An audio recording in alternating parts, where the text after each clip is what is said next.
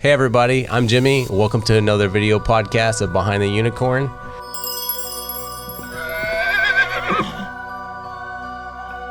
Don't forget to like, subscribe, ring the bell, and leave a comment. Send in comments. Let us know what other shows or guests you'd like us to have on. And before we get too far, Michael Morrison. Thanks for coming, Michael. Thank you for having me. I look forward to this. Yeah. How was the drive? It was great. Yeah. A little windy, hot today, but it was good. It's a good day. I'm happy that you're here. Yes, it's been a long time making this video podcast table. You're one of the reasons that we've made it. Okay. And appreciate your guidance. My pleasure. The question we like to ask, what makes you a unicorn? Other than the ugliness, we do have a couple of things. So I've been thinking about that question. I really think it boils down to my why, my purpose.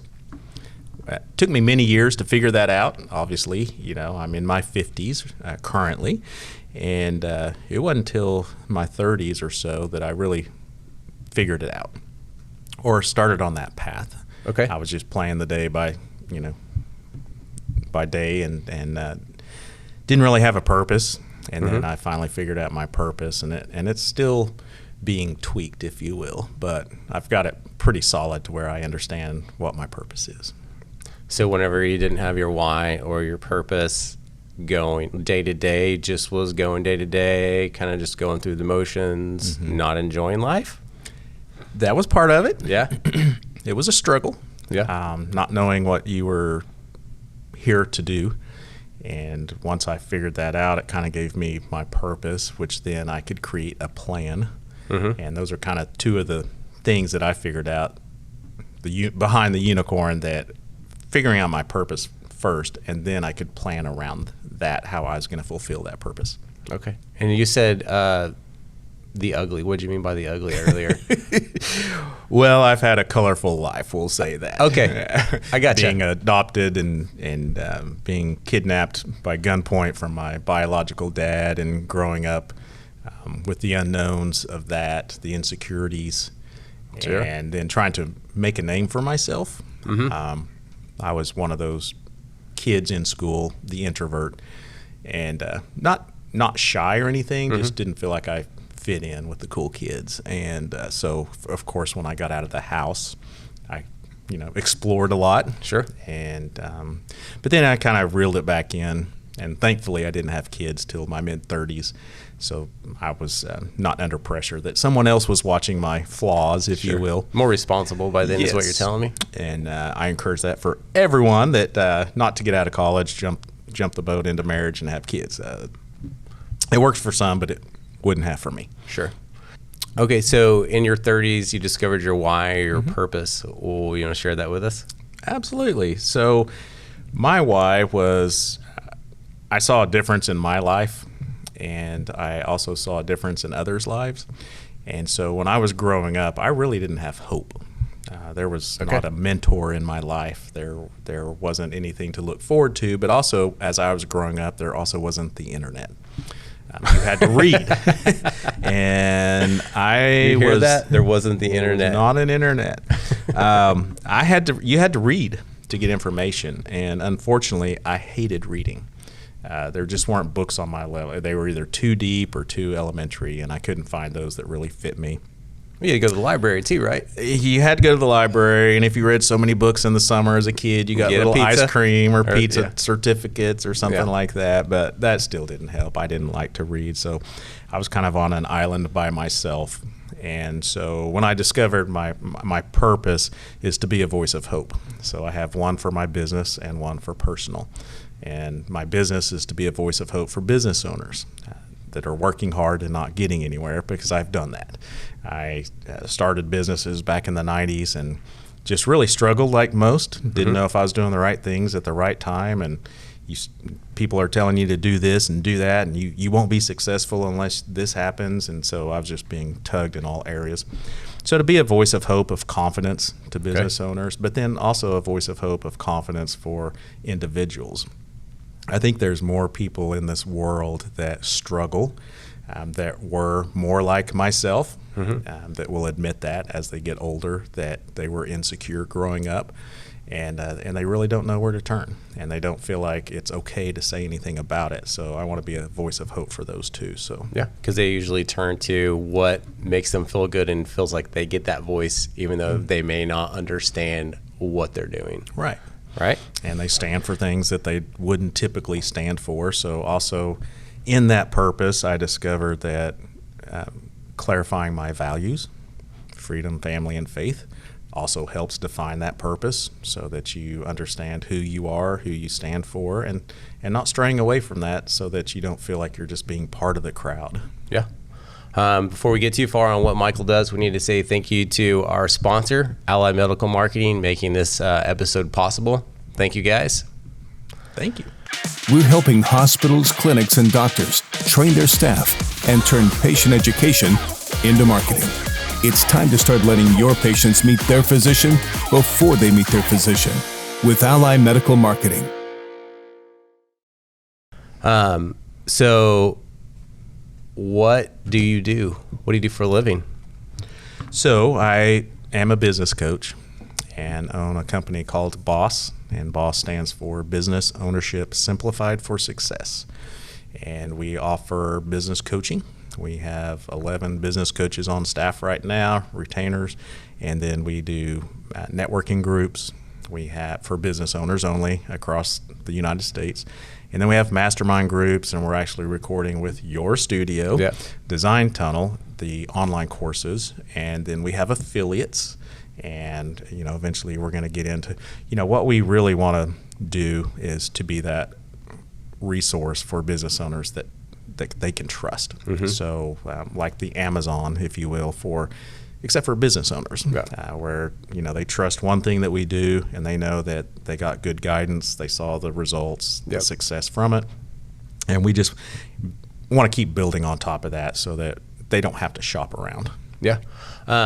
So we use Michael for our business coaching, and that's the reason that we're here doing this today, not because of that, but because we've been pushed, we've been guided, we've been our mission, our purpose, our values, all of these things are being defined. It only works if we put in the work, right? Absolutely. So you definitely would, part of your target market is business owner, but also willing to change or do the work, right? Absolutely. You like hard-headed ones? Of course we do. We always like them because we like a challenge, everybody. Right? Yes. But yeah, so I'm excited to see, you've seen us starting to grow, us starting to change. I told you the other day, I feel like we're just a seed germinating and we're just about to burst. Yes, you are. So I'm looking forward to that, and I'm ready to see the changes that come with what you're doing, because I've seen his plan.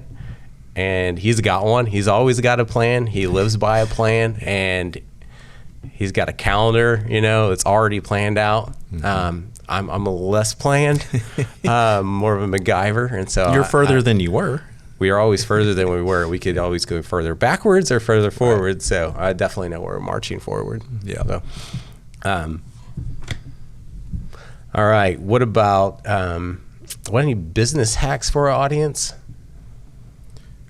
Well, I got a lot of those. In which direction do you think would most benefit people that are watching?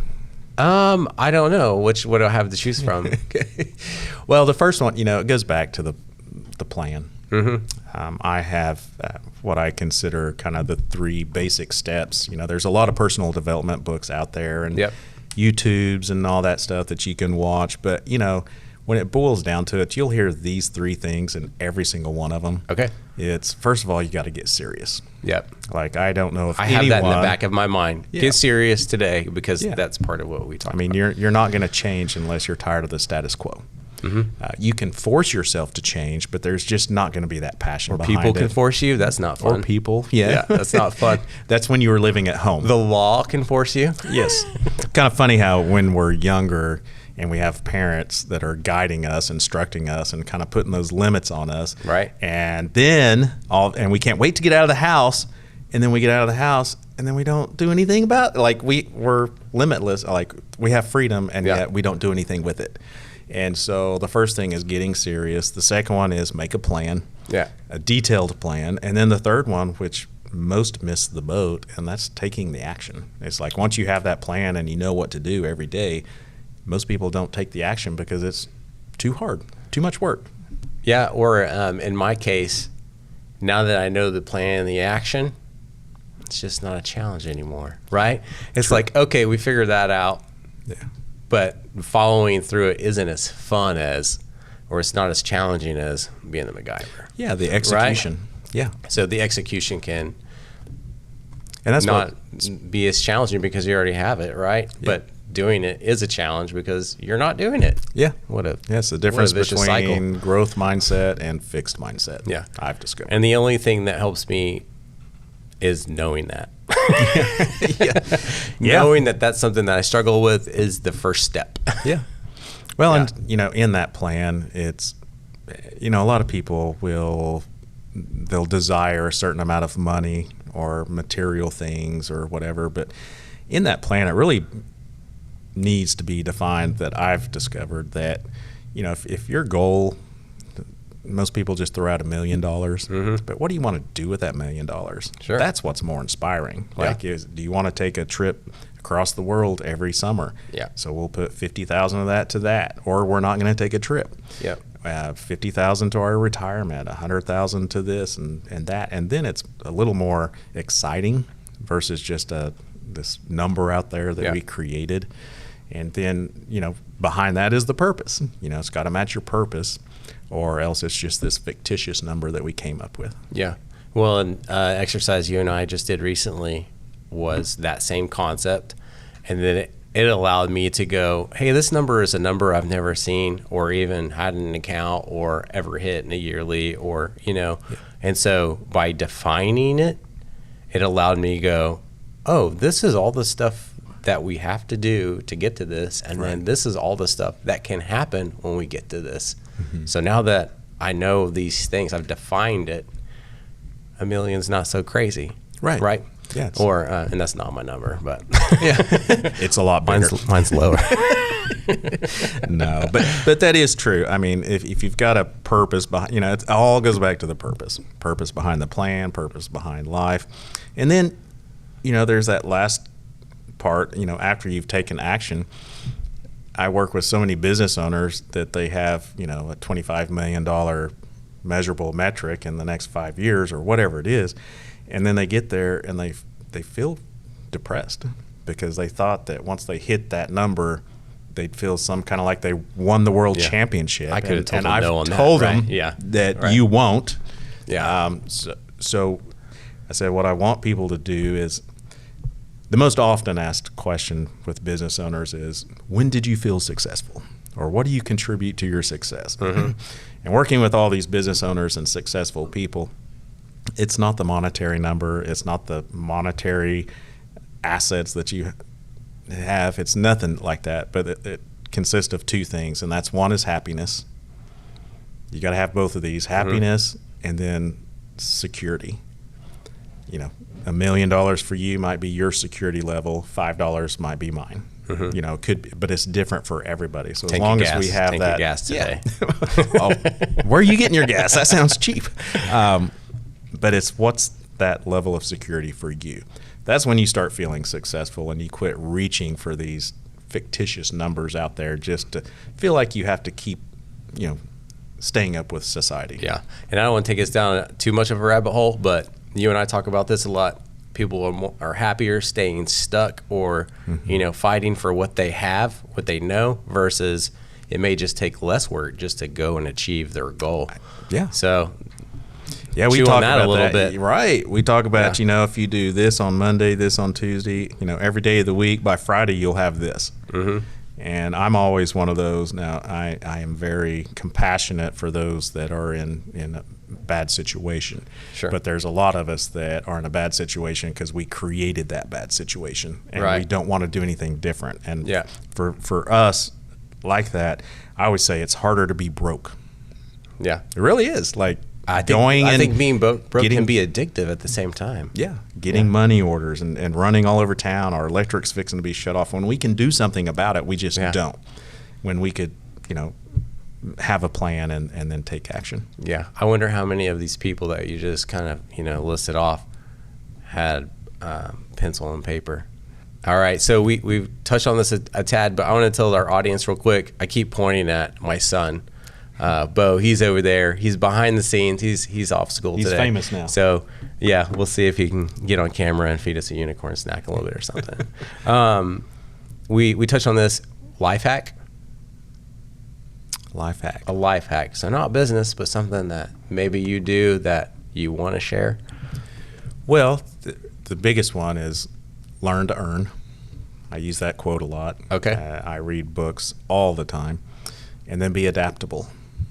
So what you learn might be a good principle to try or execute. So those are kind of my 2 life hacks that I use. And then, of course, there's a lot others after that. But I don't feel like, unless I'm learning something new, that I have something I can try to improve on. Learn to earn. Learn to earn. Say that one more time. So, like, you have to learn something to...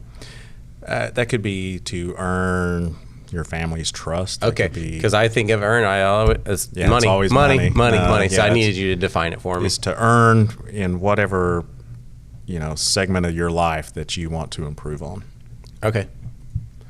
So, and maybe to touch on that, mine is what I put in will come out, right? Same correct. Concept, except learn to earn, or what I put in, I can whatever I put in front of my brain, I can think about often, and I will achieve. If I put in nothing, then I will get nothing. Right. Yeah, and there's with Netflix and all the online sources and movies, for instance, YouTube. Last night. YouTube. Last night, I spent instead of the typical 2 to 3 hours in the evening after dinner that most people watch trash TV or whatever it is. What channel is that? I read books. Okay. Nice.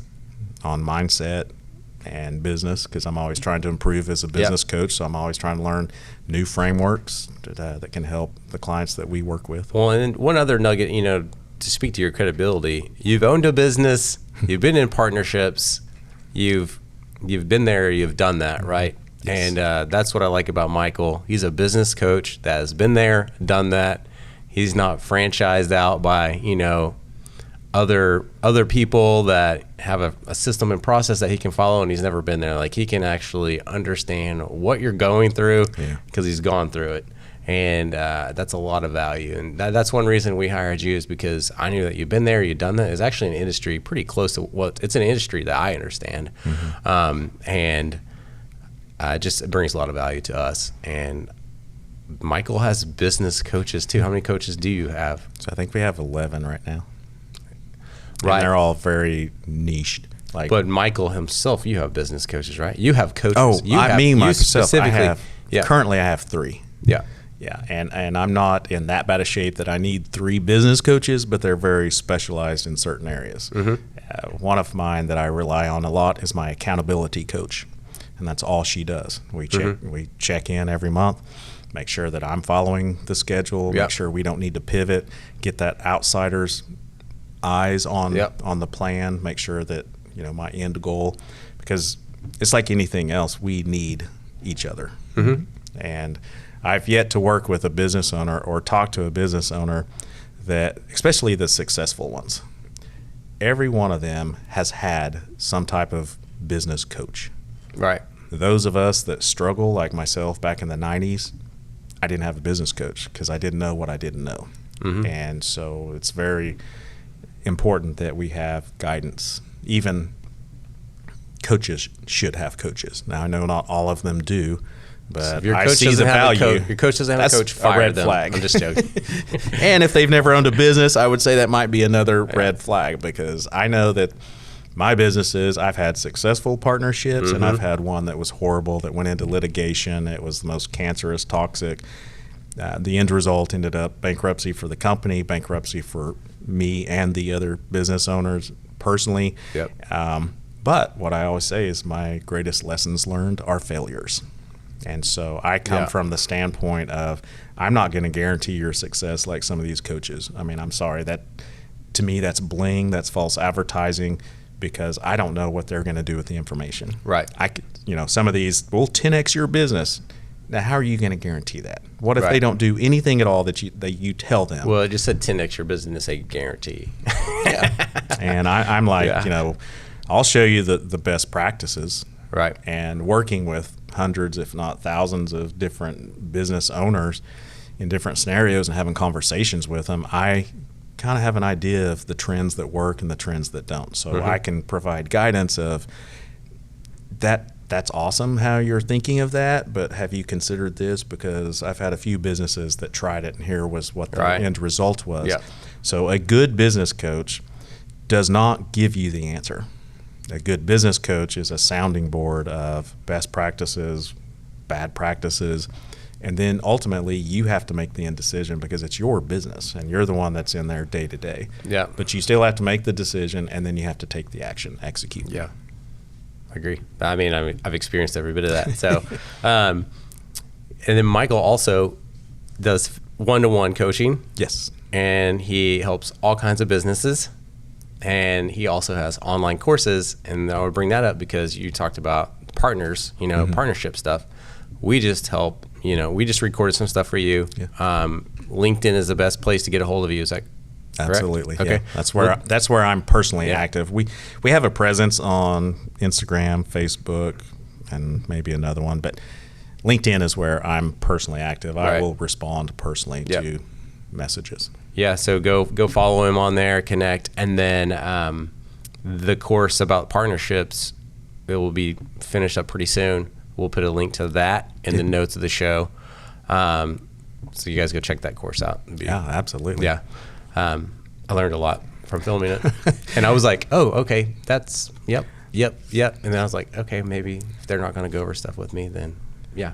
I think it's all right. Do you want to add anything to that?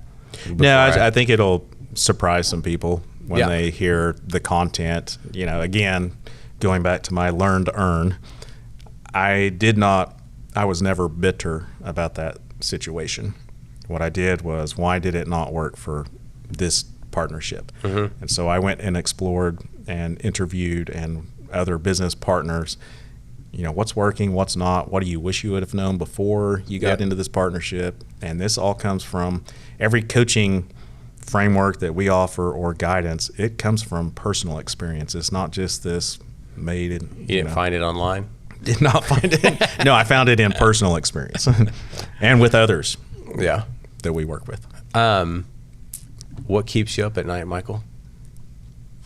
My dog. His dog. All right. No, honestly, nothing. Nothing. Honestly, yeah, nothing. And a lot of nothing people stays on your mind, or like. Well, so it keeps me up at night in a good way. Okay. So I am so passionate about helping business owners because I've been there. I've walked in their shoes. I know what they're going through. I know what I'm still going through. And so what keeps me up at night is this is not just a sales pitch. I know there are so many business owners like I used to be. And I can't it's hard for me to go to sleep because I'm like, what else can we do to help them? Just help them, give them a voice of hope. And so usually my mind at night keeps me awake because I'm thinking of what else can we do? Yeah. So it's not, most business owners, it's how am I going to make payroll? Or how am I going to deal with this employee, or how am I going to get this job done, or anything like that. And mine is more about how can I help more people? Yeah.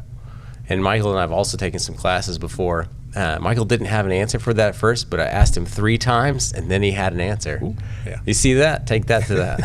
Yes. If you like that, hit the like button. Yes. But it's true, right? Yeah. That is true. We both learned that. That's. I think what keeps me up at night is always wanting to improve. And like you said, I have no problem falling asleep. I hit the pillow, I'm asleep. It doesn't keep me up at night. I would say it's something that's on my mind. Yeah, so that's a better way to say it. Yeah. So something always on my mind is how can I improve? How can I make something reoccurring? How can I connect with our audience better, stay in front of them longer, and let them give us feedback to keep improving, to help them all the time. Right.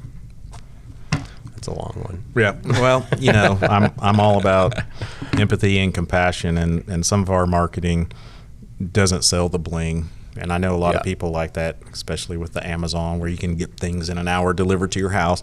And I know people want instant gratification, but I also know I also relate back to the, if you're overweight by several hundred pounds or whatever it is, it took years to put that on. It took years. Sometimes it doesn't. Habitual habits, but so it's not going to come off overnight.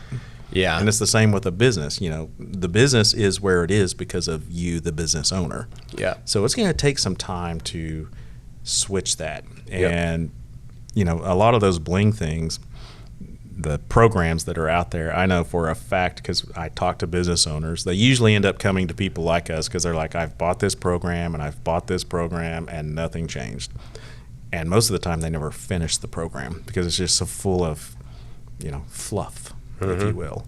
And ours is more about practicality of, until you change, nothing around you will change. So we work on the business owner first, and then that just transitions and flows through the business, and that's when you start seeing considerable change. Sure. Yep. Then honesty, right? If you're not honest, it all just goes together. It's crazy good cycle if you get into it. One or two things, this is just another way to ask a question that we've already asked, but one or two things you think our viewers should know about anything? Well, I always say it's like a good song. It just today, like, what does it mean to you today? What should they know? That's a good question. We covered a lot, so I mean, that's probably not a really good answer for that. We throw that one out. Okay. Would you like to add anything? Just, until you're ready to change, nothing's going to change. Yeah. I remember, I don't remember who it was that said it, but I remember this conversation that was shared in some seminar or program that I watched. And they started off by asking, in a marriage, what do you think the percentage of responsibility is? And most people said 50-50, and the speaker or whoever led that seminar said, no, it's 100% you. Like, it's up to you. And I know in society today, it's all about, be compassionate about others. Don't always think about yourself. But when it comes to the end, you got to think about yourself first. Yeah. I mean, it's how you present yourself. It's how you make changes within yourself. It's how you feel about yourself internally, your self-worth and all those things. And until you can love yourself and be comfortable and in a positive light about yourself, it's hard for anybody else to see that. Yeah. I was immediately 50-50, and then I went, it depends on the task. So then I went 10-90. And then you told me it was 100% me, and I was like, crap. It's always about you. You hear that? It's always about your actions. Quiz him afterwards. All right, guys, don't forget to subscribe, hit the like button, comment, ring the bell. Thank you to Ally Medical Marketing for being our sponsor. Thank you to Michael Morrison for being our guest. My pleasure. Really, really appreciate it. Contact information, LinkedIn will be in the comments. Okay. We'll throw a link to that course whenever it gets edited. Thanks a lot for being a guest. My pleasure. Thank you. You bet. We always like to have guests throw one of these at the camera, too. Here we go. And I give.